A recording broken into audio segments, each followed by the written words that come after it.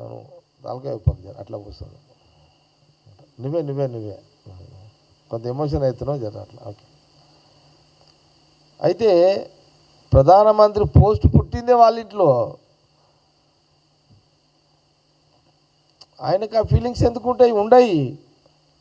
కానీ కాంగ్రెస్ పార్టీని అభిమానించే కానీ కాంగ్రెస్ పార్టీ ప్రతిపక్ష పార్టీ హోదా ఇచ్చిన రాహుల్ గాంధీ గారిని అవమానించే విధంగా బీజేపీ మోడీ గారు అమిత్ షా గారు చేస్తున్నారు అనే విషయాన్ని నేను అనుకుంటున్నాను. ఇది చర్చ జరుగుతుంది, ఈ విషయాన్ని చెప్పడం జరిగింది. కాబట్టి మళ్ళీ చెప్తున్నాను, ప్రధానమంత్రి పోస్టు పుట్టిందే రాహుల్ గాంధీ గారి ఇంట్లోనే. ఇన్ని సంవత్సరాల ఇంత సుదీర్ఘమైన ఒక రాజకీయ ఏళ్ళ తరబడి ఈ దేశ ప్రజల పట్ల, ఈ దేశ పేద ప్రజల పట్ల, దేశ ప్రజల పట్ల పాలన, పరిపాలన, న్యాయమైన పాలన, పద్ధతి గల పాలన, పేదవాడిని ఆదుకునే పాలన, పద్ధతి గల పాలన, చట్టపరిధిలోని పాలన, ఇలాంటి పాలన అందించిన రాహుల్ గాంధీ గారి కుటుంబం అది.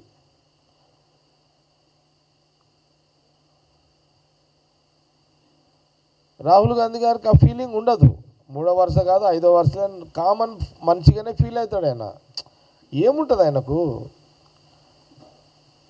అది టోటల్గా ఎంత వాళ్ళ ఫ్యామిలీ మొత్తం ఎన్ని సంవత్సరాలు? అది ఒక 31. మన్మోహన్ సింగ్ గారిది, రాజీవ్ గాంధీ గారిది, అది అఫీషియల్గా 47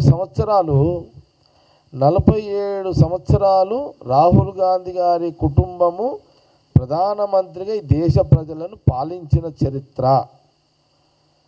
తర్వాత మధ్యలో కొందరిని సపోర్ట్ ఇచ్చి కూడా కొందరిని నిలబెట్టారు. ఇది చరిత్ర. అలాంటి యొక్క రాహుల్ గాంధీ గారిని మీరు ఏదో మీకు కొన్ని పరిస్థితుల ప్రభావంతో దేశ ప్రజలు ప్రధానమంత్రికి ఇచ్చిర్రు, ఓకే. కానీ పద్ధతి లేని పాలన,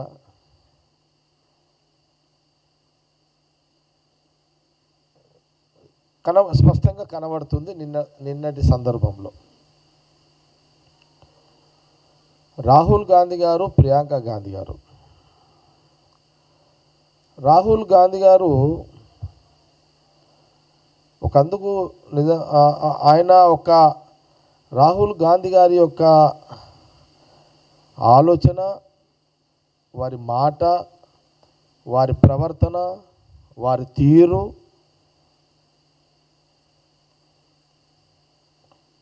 ఇవన్నీ గుణగణాలు, ఆలోచన ఏ రకంగా ఉంటాయంటే, ఆయన మనకున్న అనేక జంతువులలో టాప్ జంతువు సింహం. సింహానికి కుర్చీ అవసరం లేదు. సింహం ఏడ కూర్చుంటే అదే కుర్చీ అవుతుంది. అలాంటి వ్యక్తే రాహుల్ గాంధీ.